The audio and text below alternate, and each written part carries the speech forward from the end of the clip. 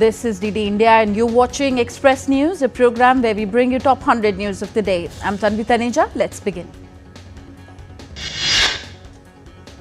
On the occasion of Navy Day, the Indian Navy displayed its operational might and prowess through an operational demonstration at Puri, Odisha on Wednesday. President of India, Draupadi Murmu, who is the Supreme Commander of the Armed Forces, was the chief guest.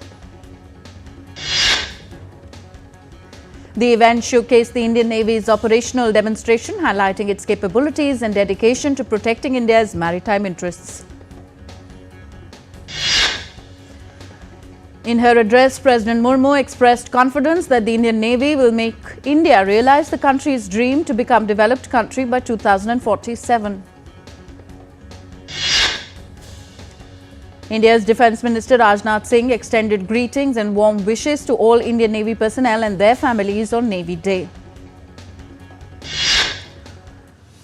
Commodore Suvarat Magon, Indian naval officer in charge in the South Indian state of Tamil Nadu, flagged off a 13-day, 2,500-kilometer-long motorcycle rally from Chennai organised in view of India's Navy Day. Winter session of the Indian Parliament entered its 8th day on Wednesday. India's External Affairs Minister Dr. S. Jaishankar addressed the upper house of the Parliament on India-China relationship. Speaking in the upper house of the Parliament, Minister Jaishankar said that India remains committed to engaging with China through bilateral discussions. India's Minister of Railways Ashwini Vaishnav replied to questions regarding new train services and station development in the lower house of Indian Parliament. Railway Minister Ashwini Vaishnav moved the Railways Amendment Bill 2024 in the lower house, also known as the Lok Sabha. The bill aims to further amend the Railways Act 1989. India's Shiromani Akali Dal leader and Punjab's former Deputy Chief Minister Sukhbir Singh Badal narrowly escaped an assassination attempt on Wednesday. In Maharashtra, former Chief Minister Devendra Fadnavis staked claim to form the next government in the state on Wednesday. Fadnavis, along with leaders of the BJP, the Shiv Sena, the NCP's Mahayuti alliance, submitted a letter of support to Governor C.P. Radhakrishnan on Wednesday. Chief Minister of India's Union Territory of Puducherry N. Rangaswamy inspected the water level of the Shankaraparani River following incessant rainfall and landfall due to cyclone Fengal. Two cars caught fire after colliding with each other on Delhi's Dwarka Expressway. One person died and several were reported injured in the tragic accident. Indian Institute of Technology Kanpur developed country's first inspection robot for power grid substations. The new technology will revolutionize the way substation equipment inspections are conducted. The Indian Space Research Organisation will launch the much-awaited Proba 3 mission on Thursday from the Satish Dhawan Space Centre in southern state of Andhra Pradesh's Sriharikota. On to some business news now. Benchmark equity indices ended Wednesday's choppy session in positive territory, extending their winning streak for the fourth consecutive session. The Sensex settled about 110 points higher at 80,956, while NSE Nifty 50 ended at 24,467, about up 10 points. The broader markets outperformed the benchmarks, with the Nifty Mid-Cap 100 index ending higher by 1.05% at the closing bell. At the Forex market, the Indian rupee opened flat at 84 rupees 68 paise against the US dollar on Wednesday. Gold future maturing on 5th February 2025 stood at 76,962 rupees per 10 grams on the Multi-Commodity Exchange of India Limited. Silver futures maturing on the 5th of March 2025 stood at 92,350 rupees per kilo on the MCX. Oil prices firmed on Wednesday as market participants weighed up geopolitical tensions. Brent crude futures rose 16 cents to $73.78 a barrel. The S&P 500 and NASDAQ made record closing highs on Tuesday, with tech-related shares extending recent gains as investors awaited further data. The Dow Jones Industrial Average fell about 76 points to 44,705. The S&P 500 settled at 6,049 and the NASDAQ Composite gained 76 points to close at 19,480. The S&P 500 advanced 5.7% in November as former US President Donald Trump was re-elected to the White House in November 5th election. The index is up roughly 27% for the year to date. Hit by political unrest in South Korea, Asian equities stumbled on Wednesday. The benchmark Kospi index was down nearly 2%, taking its year-to-date losses to over 7%. Four major Chinese industry associations warned against purchasing US chips, calling them no longer safe and urging local alternatives. This rare coordinated response follows escalating economic tensions between China and the US. The Venezuelan government has announced plans for a $22.7 billion budget for the upcoming year, representing an increase from the previous year's spending of $20.5 billion. And in international updates, South Korean lawmakers on Wednesday called for the impeachment of President Yoon Suk-yeol after he declared martial law, only to reverse the move hours later. The move late on Tuesday shocked South Koreans, with Yoon calling in the military, which released a decree banning protests and activity by parliament and political parties and placing media under government control. South Korea's Defense Minister Kim Yong-hyun offered to resign on Wednesday amid rising political unrest due to President Yoon Suk-yeol's failed martial law. One of South Korea's largest labor unions, the Korean Confederation of Trade Unions, has called on its members to strike until President Yoon Suk-yeol resigns. The United States, South Korea's main ally, indefinitely postponed meetings of the Nuclear Consultative Group and related tabletop military exercises amidst the ongoing crisis in the East Asian country.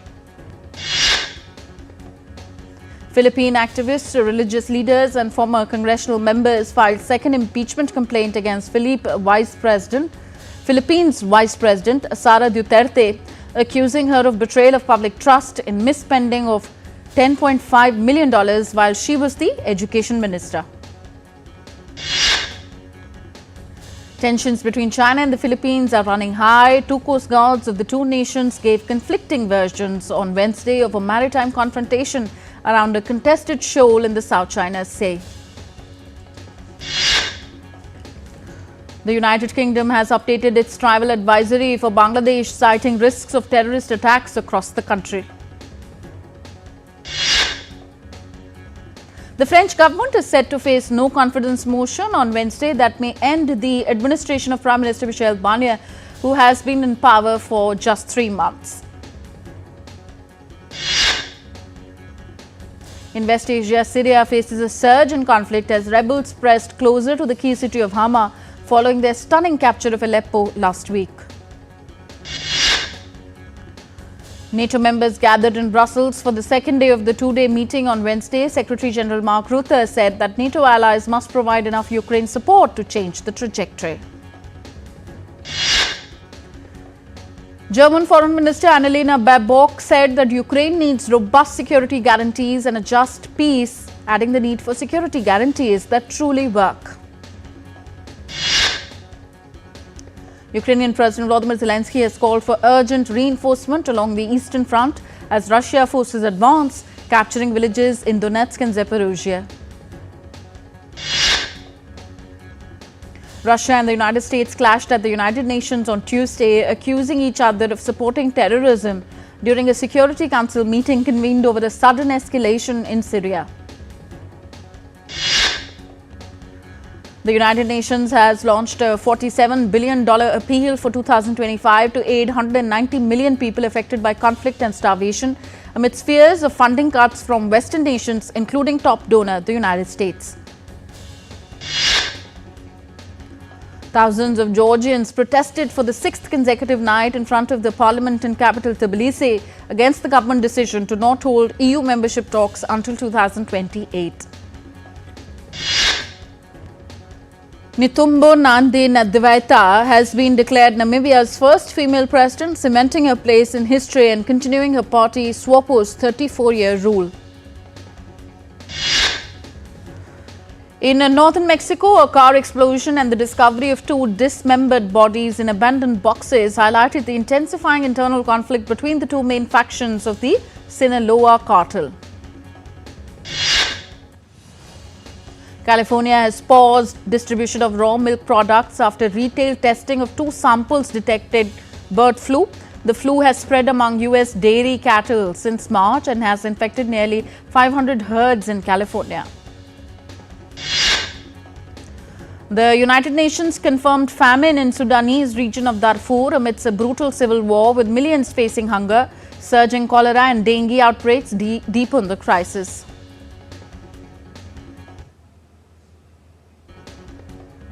We're taking a short break here in Express News. We'll be back in a bit. Don't go away.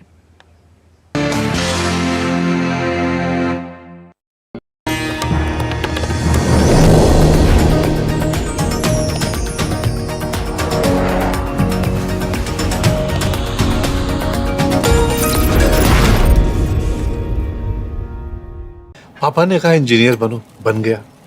Husband बनो, वो भी बन गया। पर मूर्ख बनो तो कहा ही नहीं। देखिए, नकली पेमेंट का एसएमएस, कहते हैं पापा का उधार लौटा रहे हैं, फिर बोलेंगे गलती से ज्यादा पैसे भेज दिए, बेटे बाकी के पैसे वापिस कर दो। आज्ञाकारी बेटा हूं, मूर्ख नहीं हूं। याद रहे, यूपीआई सेफ है, मगर कोई ऐसे बेवकूफ बनाए तो कहो मैं मूर्ख नहीं हूं। जिंदगी की हर छोटी बड़ी जरूरत के लिए आप जो सपने सजाते हैं, बस उसी उम्मीद को तो हम सहारा लगाते हैं। एसआईपी आपकी सेविंग्स को आपकी खातिर काम पर लगाएगी।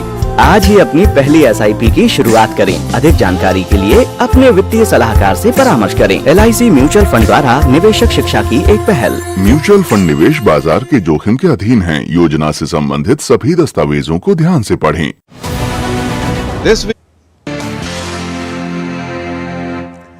Welcome back. You're watching Express News. Let's move on to weather news now. Severe floods caused by monsoon rains killed 29 people and more than 30,000 people have been forced to flee their homes in southern Thailand, officials said. The spokesperson for the Ministry of Public Health said that mental health teams have been deployed to provide support and care for those affected in Thailand. Authorities in Malaysia are on high alert for more intense rainfall after days of monsoon rains triggered devastating floods that killed dozens of people and displaced tens of thousands.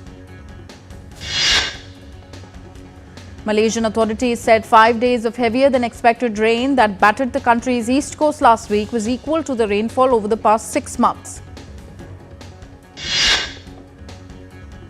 An earthquake of magnitude 5.3 shook Telangana's Mulugu district on Wednesday, the National Centre for Seismology said. People in Mulugu and its neighbouring districts, including Hyderabad, felt the tremors as the moderate intensity quake hit the region. People took to social media and shared videos of the moment the earthquake hit.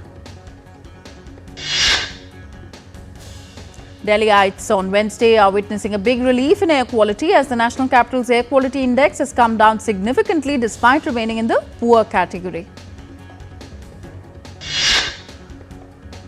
The national capital Delhi witnessed a temperature dip as the minimum temperature recorded on Wednesday. The temperature fell by almost 1.5 degrees in the last 24 hours due to the cold northwesterly winds that drive down temperatures and signal the start of winter.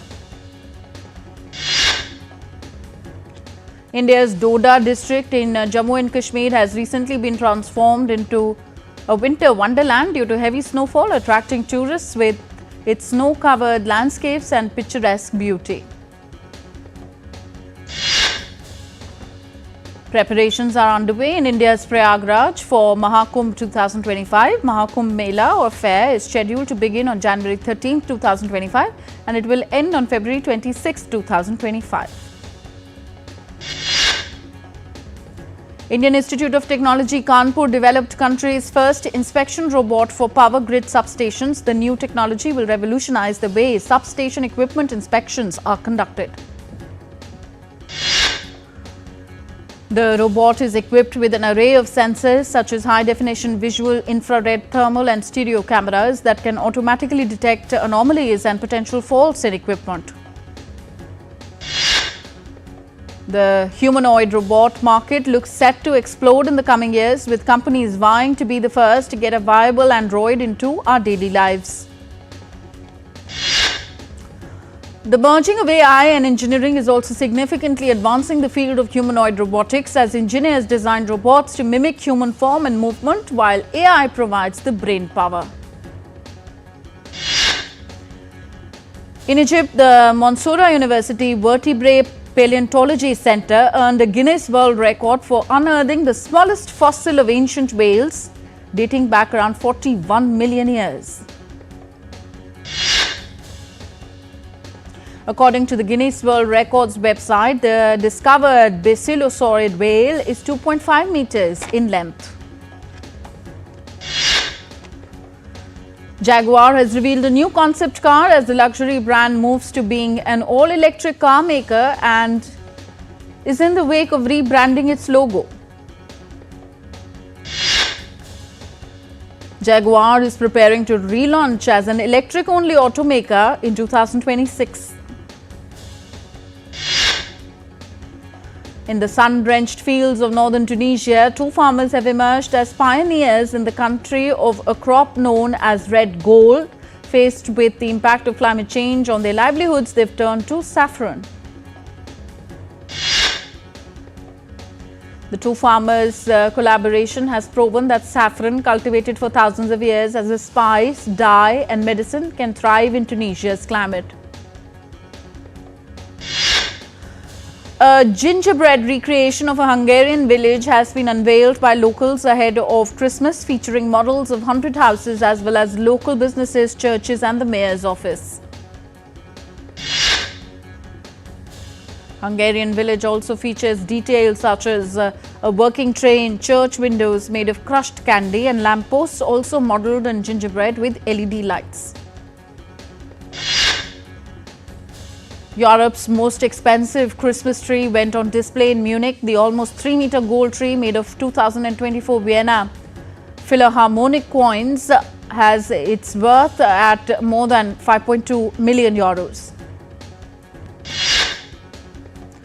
The Christmas tree will remain on display at Pro Orum's Gold House until Thursday. In Germany, the German family set the world record for the largest number of decorated Christmas trees in one place at 605.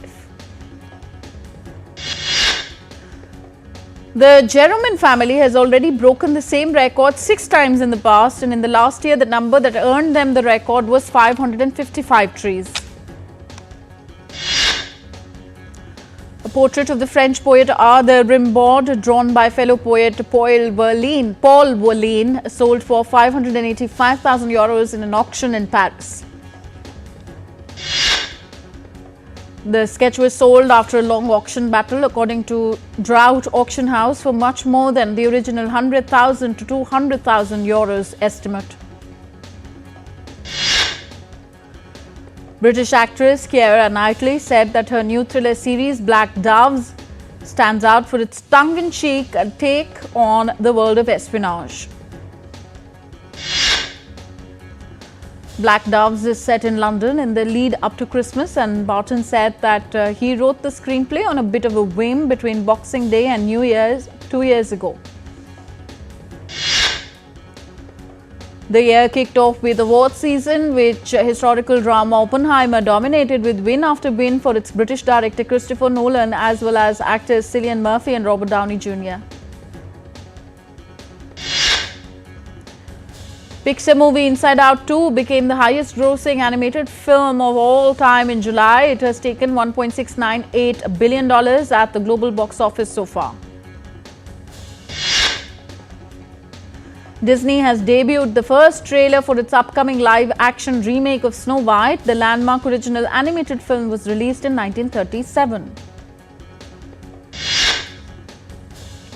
The wait is finally over. The third season of Euphoria will finally premiere in 2026, according to Warner Brothers Discovery Global streaming chief J.B. Perrett. Netflix on Wednesday announced a new documentary series about Bollywood's Roshan family titled The Roshans.